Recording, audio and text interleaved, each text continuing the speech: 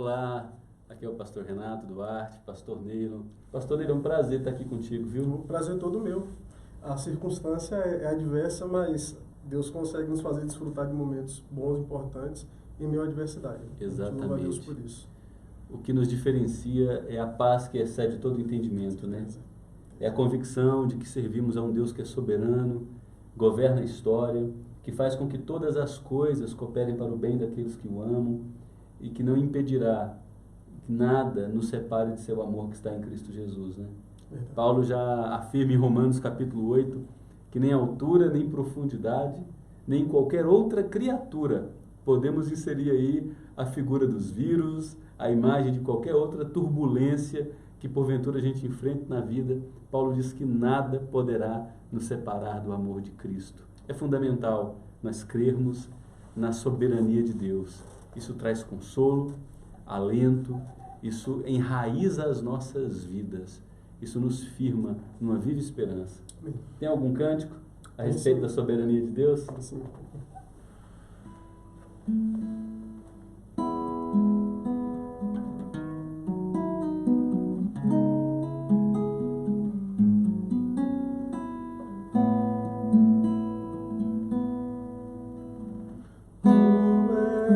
Soberano sobre a terra, sobre os céus, tu és Senhor absoluto. Tudo que existe e acontece, tu sabes muito bem. Tu és tremendo. Tu és soberano sobre a terra, sobre os céus, tu és Senhor absoluto. Tudo que existe e acontece, tu sabes muito bem. Tu és tremendo. E apesar dessa glória que tens, tu te importas comigo também.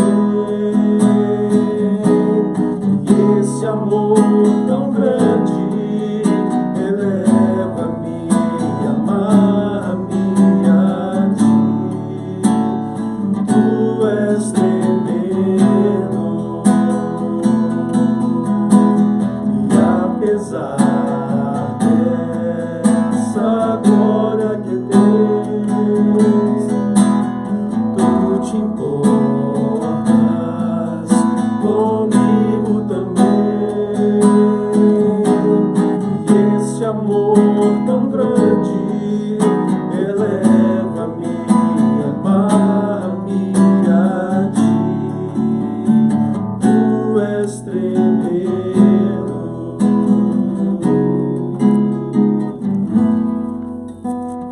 Tu és tremendo.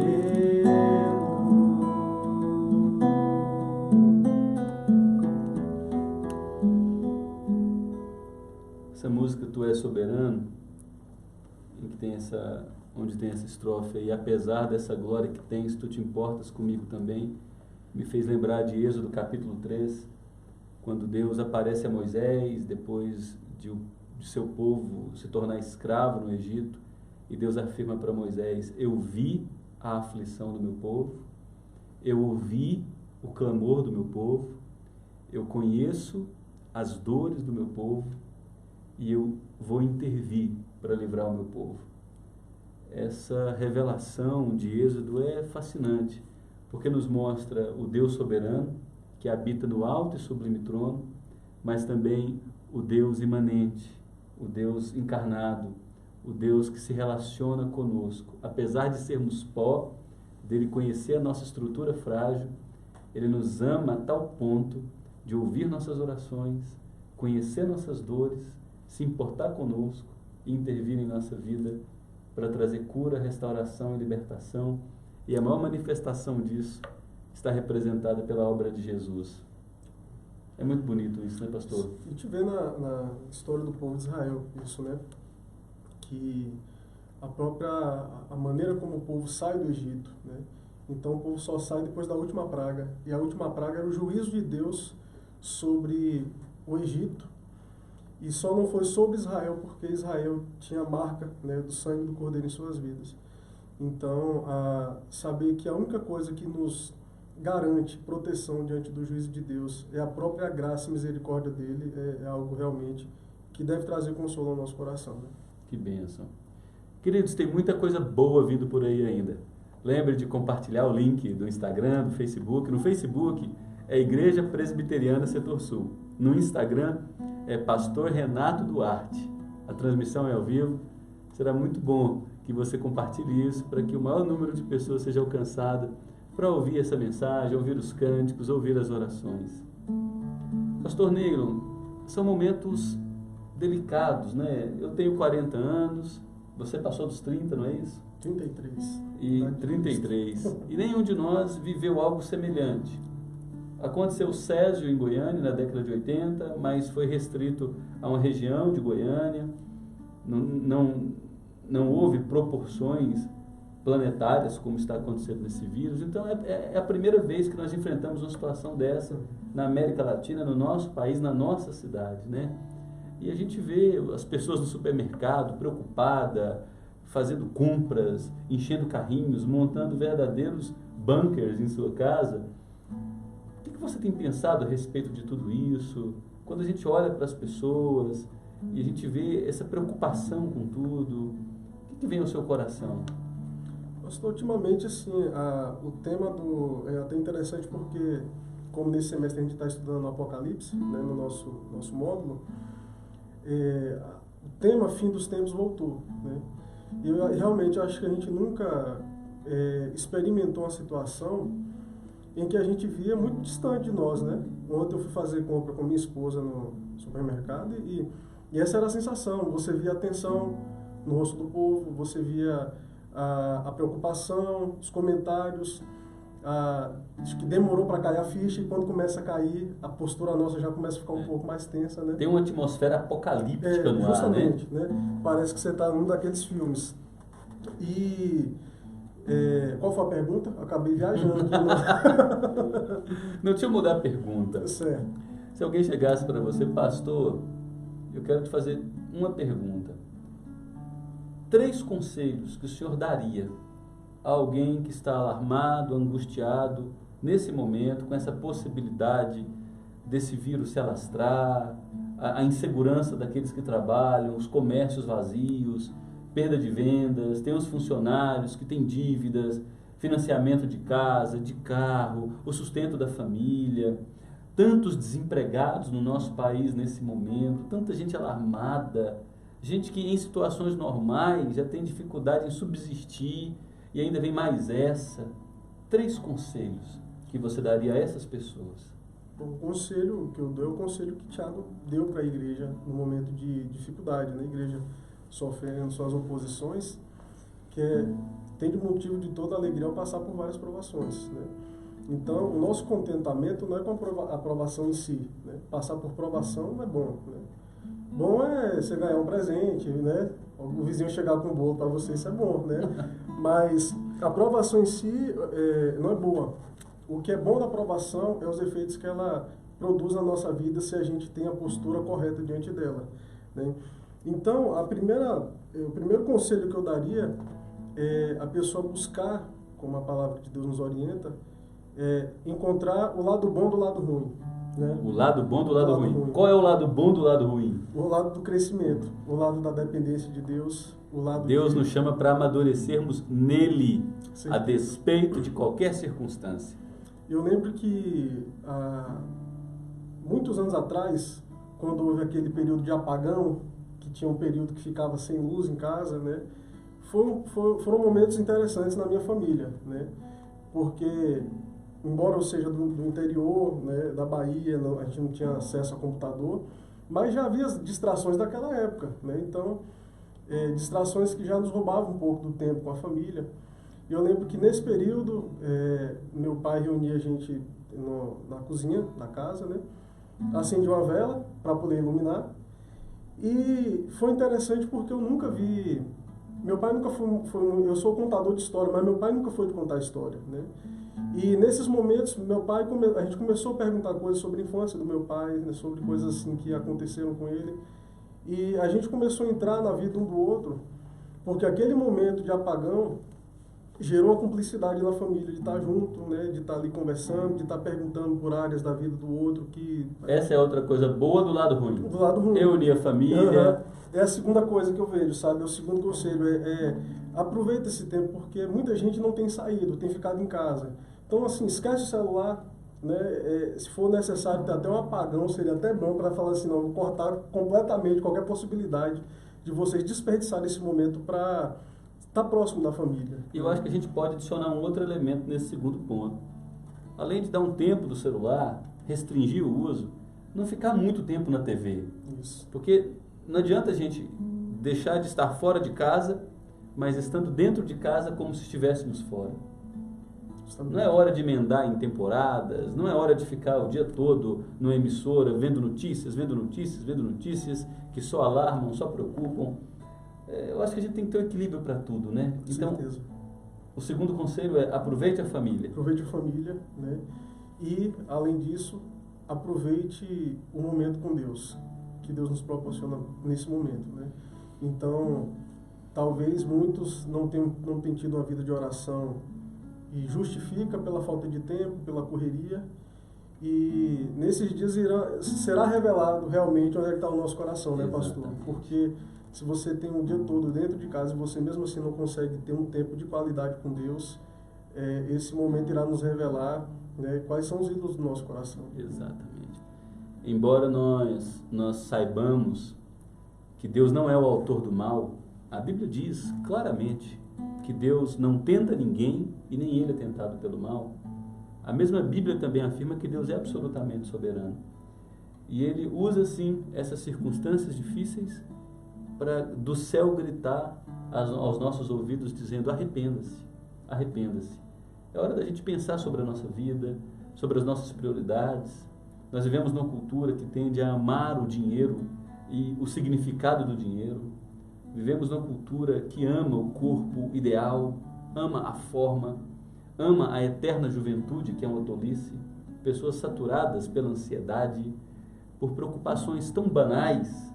E quando vivemos um momento desses, nós precisamos ter os olhos do coração um pouco abertos para discernir que Deus está dos céus, olhando para nós e clamando, gritando, convocando-nos. Arrependa-se, arrependa-se. Quais seriam os seus conselhos? Quero saber também. 3 conselhos. Em primeiro lugar, não se desespere. O verdadeiro amor lança fora todo medo. O amor de Deus por nós lança fora todo medo. Nós somos cidadãos da esperança. Nós temos esperança de vida eterna. Paulo diz na carta aos Filipenses: o viver para mim é Cristo e o morrer é lucro. Paulo enfrentou situações tão difíceis porque ele olhava para a eternidade e sabia que ele era um cidadão pertencente à eternidade. Não há o que temer. O segundo conselho é: eu vou colar o seu. Aproveite a intimidade com a família. Há tantos maridos que há anos não olham nos olhos da esposa, se assentam com ela e perguntam: como é que você está? Talvez a esposa de alguém que nos ouve nesse momento está precisando que você sente, olhe nos olhos dela e pergunte: como você está? Como eu posso fazer para te amar mais, para cuidar de você e proteger nossa família? Talvez seja o momento de você voltar a pegar os filhos no colo, caso sejam crianças. Se não são, passou. Aproveite se são adolescentes e jovens, mas resgate a intimidade com seus filhos. Resgate o canto em família, jogos de tabuleiro, imagem e ação, tantos outros jogos. Verdade. Ontem, por exemplo, no final da tarde, tem um quintal cimentado lá em casa. Eu peguei giz, que a minha esposa trabalha na educação, então sempre tem giz em casa, e montei um circuito com o giz. Uma pista cheia de curvas, peguei a bicicleta pequenininha, elas têm 6 anos, são gêmeas, e elaborei um prêmio.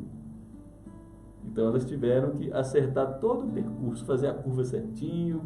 Foi um momento de muita diversão. Depois contamos histórias, fizemos nosso culto.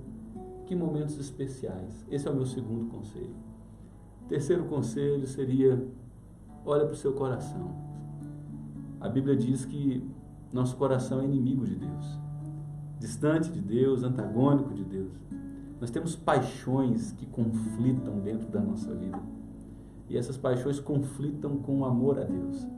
Olhe para o seu coração e perceba o quanto ele é desesperadamente corrupto e enganoso, e clame por misericórdia. Clame para Deus te encontrar, te restaurar, gerar em você uma viva esperança, a esperança que joga fora todo medo. Concorda, pastor? Com certeza. Tem mais alguma música?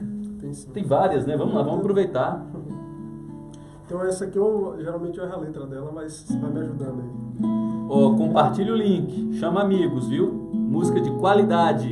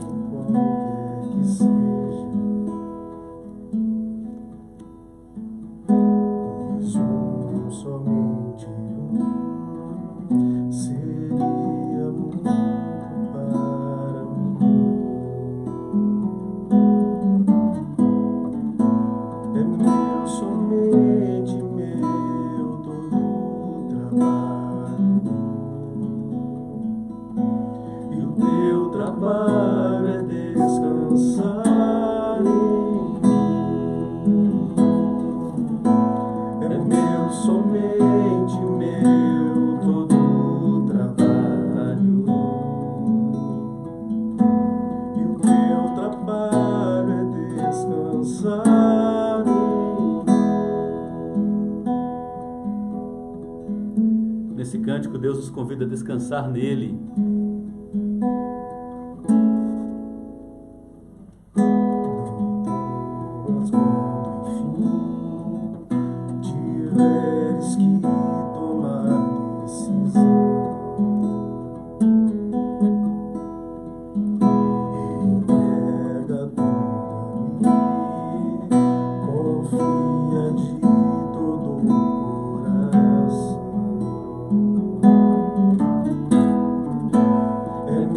Somente meu todo o trabalho, e o teu trabalho é descansar em mim. É meu, somente meu todo o trabalho, e o teu trabalho é descansar.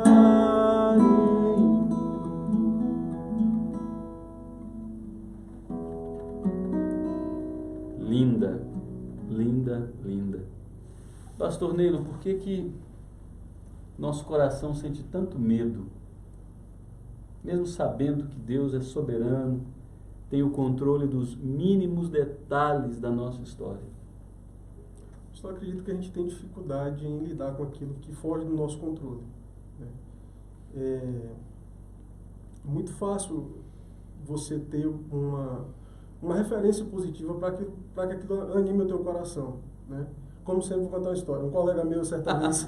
É cheio de história, viu? É baiano, de João Dourado, é cheio de causos. Se você quer ouvir histórias, vem aqui para a Igreja Presbiteriana Setor Sul, aqui em Anápolis. Quando passar esses 15 dias em que nós estamos tendo os cultos públicos, nossos cultos acontecem aos domingos, às 7 da noite. Domingo de manhã, às 10 da manhã, nós temos um centro para treinamento de discípulos. Nós ensinamos teologia para formar a gente enraizada na palavra.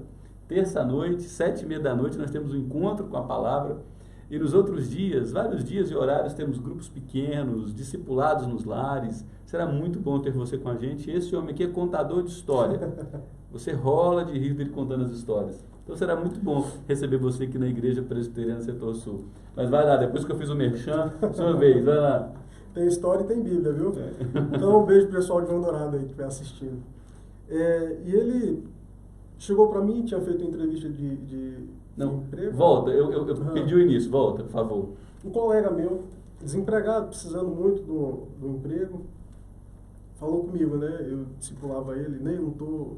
Recebi uma ligação, né? Entreguei alguns currículos aí e estou indo essa semana para poder ser avaliado, passar pela empresa lá e saber o que é que vai dar.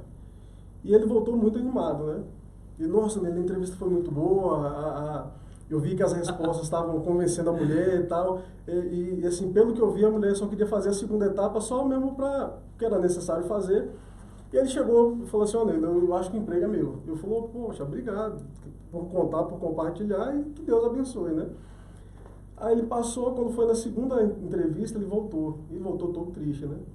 E o que foi acontecer? Nossa, teve umas dinâmicas de grupo, eu acho que eu não me saí bem, e começou a ficar triste, né? Porque o que trazia confiança ao coração dele era o desempenho dele na entrevista, né? Então, final das contas, foi aprovado, né? Passou a trabalhar naquela empresa, e aquilo ensinou, não sei para ele, mas para mim ensinou, né? Que aquilo que a gente já sabe, que às vezes tem coisa que está no nosso controle e que nos dá muita confiança. A gente acha que a gente está confiando em Deus e a gente está confiando em nossa performance, em nosso desempenho. Exatamente. E quando isso é tirado de nós, a gente tem dificuldade de confiar, né? Como a música fala, confia de todo o coração. Então, aquele que confia de todo o coração, ele não tem assim base nenhuma, chão nenhum, somente a palavra de Deus para se agarrar, somente a certeza do caráter de Deus. Se a gente não consegue descansar em Deus, e aí é que está, a gente não confia em quem a gente não conhece. A gente não confia em quem a gente não conhece. Pastor, tem um texto que mexe muito comigo. Marcos capítulo 4. Jesus havia realizado sinais, maravilhas durante todo o dia. Expulsado demônios, dado visão aos cegos, curado coxos, paralíticos, curado pessoas lunáticas, que é a expressão usada no primeiro século para deficientes mentais, e havia pregado algumas parábolas. De repente ele está exausto, o dia acaba, ele entra no barco com seus discípulos, já no meio do lago da Galileia, que é um grande lago, e é chamado de Mar da Galileia, mas é um grande lago. Acontece uma tempestade, as ondas crescem, Jesus está tranquilamente dormindo no barco, com a cabeça recostada ao travesseiro, e os discípulos eram experientes pescadores, e a intensidade das ondas e dos ventos é tal que os discípulos, mesmo experientes, são tomados por pânico. De repente, eles acordam Jesus. Jesus olha para eles e diz: ó homens de pequena fé. Ó homens de pequena fé. Havia realizado sinais, maravilhas, prodígios durante todo o dia. Nos meses anteriores, os discípulos viram sinais e maravilhas espetaculares que atestavam que Jesus é o Filho de Deus, por meio de quem céus e terra foram criados, e ainda assim, convivendo com ele, não confiavam nele. O medo os perturbou, o medo os dominou. Jesus olha para aquela tempestade e dá apenas uma palavra de ordem: cala-te. Olha para o vento e diz: acalma-te. E Marcos vai caminhando para o final do capítulo 4 e diz que a tempestade imediatamente se acalmou e o vento cessou. Os discípulos olham uns para os outros e perguntam entre si: quem é esse homem? Olha que pergunta sugestiva. Caminhando com ele por meses a fio, vendo sinais e prodígios extraordinários, e ainda não sabem quem ele é. E por não saberem quem ele é, o medo enraiza no coração, o pavor, a ansiedade, o desespero. Eu tiro uma lição disso. Não basta nós sermos membros de igreja, não basta nós pertencermos a um rótulo denominacional, Não basta termos uma tradição religiosa, se não conhecemos na intimidade Jesus Cristo, aquele que varre do coração todo medo. Eles perguntam: quem é esse que até o vento e o mar obedecem? Assim termina capítulo 4 de Marcos. Aí Marcos escreve todo o capítulo 5 para responder essa pergunta: quem é esse homem que até o vento e o mar obedecem? No início do capítulo 5, Jesus ancora numa cidade chamada Gadara. Ele entra diretamente no cemitério. O texto diz que vem um homem nu, possesso, com uma legião de espíritos malignos, extremamente agressivo. O texto diz que esse homem era acorrentado e ele quebrava as cadeias, quebrava as algemas.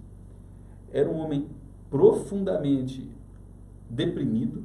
O texto diz que ele procurava se cortar com cordas, se cortar com pedras, tinha uma tendência suicida. E quando ele vê Jesus de longe, ele corre, se prostra diante de Jesus, e nós sabemos o final do episódio.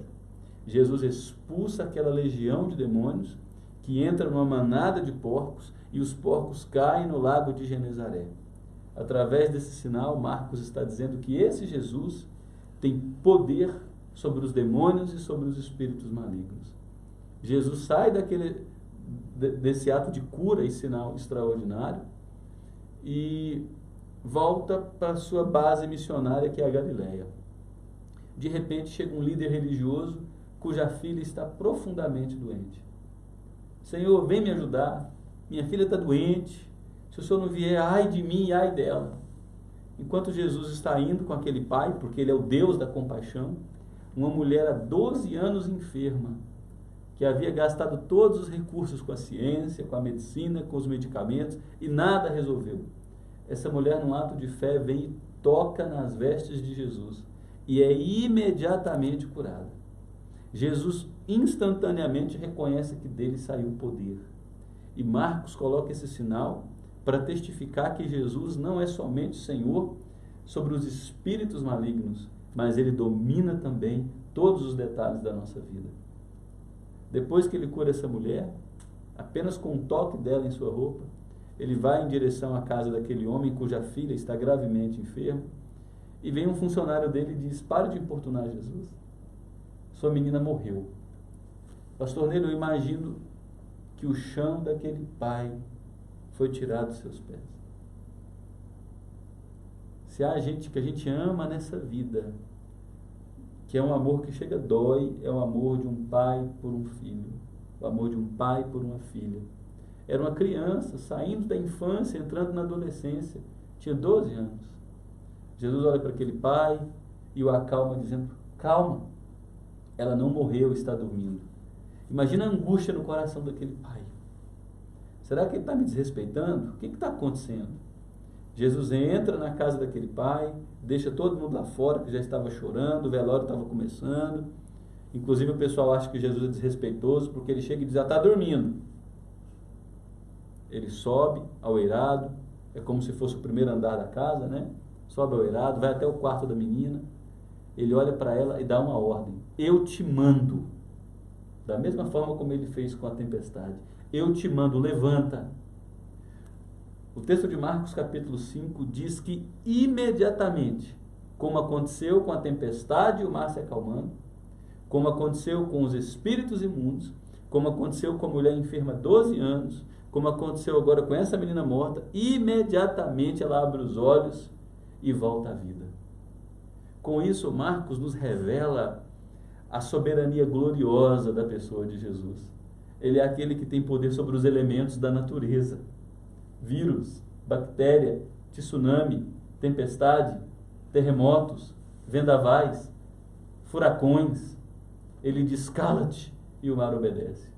Ele tem poder sobre os espíritos malignos. Uma vida atormentada pode ser curada pela palavra de seu poder. Ele é o Senhor da vida. Uma mulher doente ele toca e é imediatamente curada. E não só isso, ele é Deus sobre a morte. Quando ele vai para a cruz e oferece uma obra perfeita, ao terceiro dia ele ressuscita, porque viveu sem cometer pecados. E ao ressuscitar, a Bíblia diz que ele é o primeiro fruto de uma grande colheita que virá, que somos nós, que estamos plantados em Jesus. Ele é a primícia da ressurreição e nós ressuscitaremos com Ele. Diante dessas verdades gloriosas, não há espaço para ter medo. Então, voltando àquela pergunta, né? Que conselho você daria para alguém que está com muito medo e pânico nesse momento? O conselho tem que ser o mesmo sempre. Conheça o Jesus de glória e de poder. Ele tem poder sobre os elementos da natureza. Ele criou a natureza. Ele formou o universo, as estrelas, as galáxias, o ser humano, as plantas, os animais. Além dele ter poder sobre os elementos da natureza, ele é Senhor sobre os demônios, sobre a maldade. A maldade não tem um poder maior que ele. Ele é Senhor sobre ela. A maldade é obrigada a se dobrar diante de sua glória. Ele é Deus sobre a vida. E ele é Senhor sobre a morte. Ele garantiu a nossa vitória eterna quando ressuscitou dos mortos ao terceiro dia. Louvado seja o Senhor. Que palavras consoladoras, né, pastor? Esse episódio da tempestade, ela fala muito pro meu coração, essa parte, né? Porque a censura de Jesus para os discípulos é homens de pequena fé. E eu já vi algumas pessoas interpretando esse texto como se Jesus estivesse dizendo para os discípulos: vocês deveriam ter orado para que o mar se acalmasse. Mas a fé que Jesus estava requerendo dos discípulos era a fé da confiança. Então...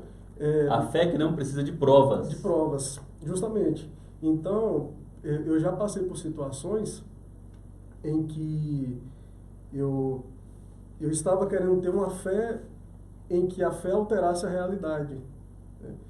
E o que Deus queria de mim naquele momento não era a fé para alterar a realidade, era a fé para alterar o meu coração, né? A maneira como eu estava. E antes de acalmar a tempestade, Deus quer acalmar o nosso coração, né? Você acabou de entrar num assunto muito importante. Fé não é a necessidade de ver sinais e prodígios extraordinários para crer. Fé é um dom que Deus nos concede de crer sem precisar ver. Eu abro a palavra, leio e sei que o meu Senhor morreu pelos meus pecados e sem ver eu deposito nele minha confiança. Fé é a certeza das coisas que se esperam e é a convicção de fatos que nós não vemos. Fé é a confiança inabalável na palavra de Deus, no caráter de Deus, na fidelidade de Deus e naquilo que Deus prometeu a todos nós. E o que Deus nos prometeu é que nem altura, nem profundidade, nem potestades, principados, nem nenhuma outra criatura, nem dificuldades do presente, em Romanos 8. Eu quero ler para vocês, porque é importante a gente abrir a Bíblia. É importante você até decorar Romanos 8, versículo 31 em diante. Que diremos, pois, diante destas coisas? Se Deus é por nós, se Deus é por mim, por você, pastor Neilo, por você que acompanha esse culto online nesse momento, se Deus é por você, quem será contra você e contra mim? Se Deus é por nós, quem será contra nós? Aquele que não poupou o seu próprio filho, antes por todos nós o entregou, porventura não nos dará de graça com esse mesmo Jesus todas as coisas? Quem é que pode acusar os eleitos de Deus? O apóstolo Paulo diz que foi Deus que em Cristo nos justificou. Quem é que nos condenará? É Cristo Jesus quem morreu, ou antes ressuscitou e agora está sentado à direita de Deus e também ora por nós. Jesus ora por você. Ele sabe das angústias, das dores, dos dilemas, do medo, da apreensão, e ele ora ao Pai para que o seu coração seja apaziguado, para que você seja enraizado na verdade, para que o medo seja arrancado de sua alma, para que você caminhe altaneiramente na estrada da confiança no poder desse Deus. Paulo chega a perguntar: quem nos separará do amor de Cristo? Será tribulação, angústia, perseguição, fome, nudez, perigo, espada? Em todas estas coisas, só dificuldades, em todas estas coisas, somos mais que vencedores por meio daquele que nos amou. Pastor, olha como ele termina nos versos 38 e 39 de Romanos 8. Estou bem certo de que nem a morte, nem a vida, nem os anjos, nem os principados, nem as dificuldades do presente, nem as dificuldades que ainda virão, nem os poderes, nem a altura, nem a profundidade, nem qualquer outra criatura poderá nos separar do amor de Deus que está em Cristo Jesus. Esse texto merece uma canção.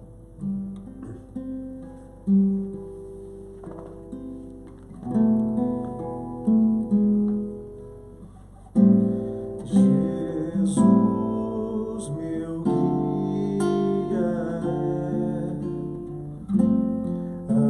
amigo e protetor, Ele é o meu bom pastor, e quando eu sentir temor, nele confiarei.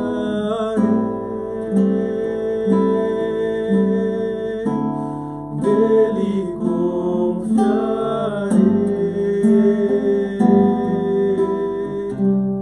Fraco sou, mas Deus me dá seu poder, seu amor. Nele confiarei.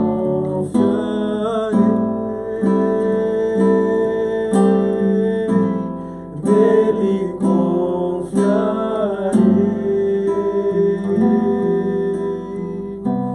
Fraco sou, mas Deus me dá seu poder, seu amor.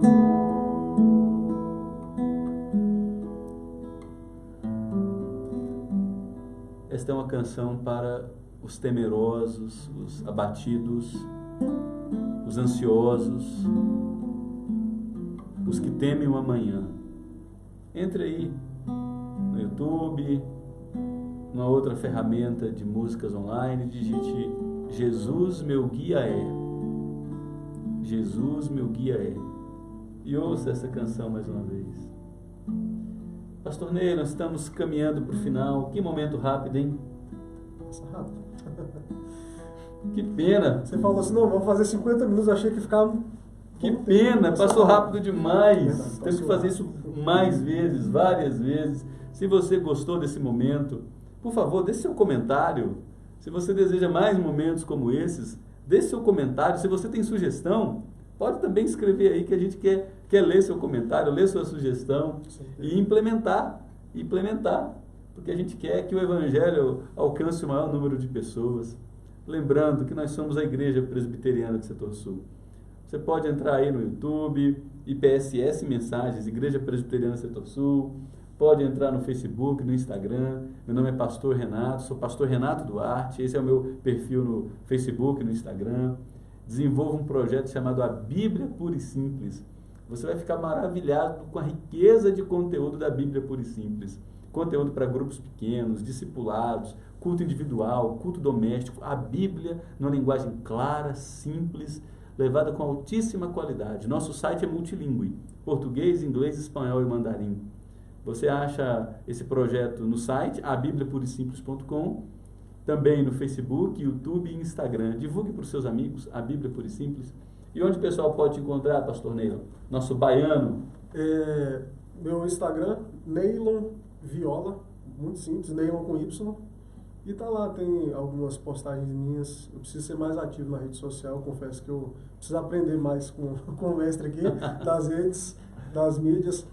Mas qualquer contato que queira conversar, enfim, pelo Instagram, né? Facebook eu não uso praticamente. Então. Ótimo, Neilon Viola.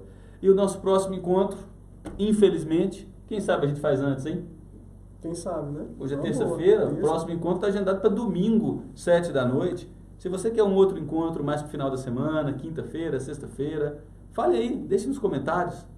A gente quer ouvir você, saber se você gostou desse momento. Para nós será um prazer estar aqui de novo com mais frequência, né, pastor? Com certeza. E domingo tem surpresa, né? Vai ser um pouco diferente, né? Domingo, 19h, 19h, será esse culto online. Só que vocês se surpreenderão. Teremos muitas novidades, tem muita coisa bacana reservada para o domingo, mas a gente pode antecipar também, né? Se o pessoal gostar, a gente pode fazer antes. Mas, pastor, nós temos muitas pessoas, assim, de fato, preocupadas. Eu oro para que esse momento tenha sido usado por Deus para levar consolo, levar refrigério. Eu oro para que a soberania de Deus se enraize no coração das pessoas e gere nelas o descanso. Que ainda que elas estejam enfrentando tempestades, por saber que Jesus está com elas, elas não se atemorizem. Quando nosso Senhor está conosco, ainda que nós andemos pelo vale da sombra da morte, o Senhor estará conosco, não há motivo para temer. Vamos terminar com oração? Vamos orar, pastor, pelas pessoas que estão com medo. Vamos orar pelas autoridades do nosso país. Vamos orar para que Deus controle a propagação desse vírus e use nossas medidas preventivas.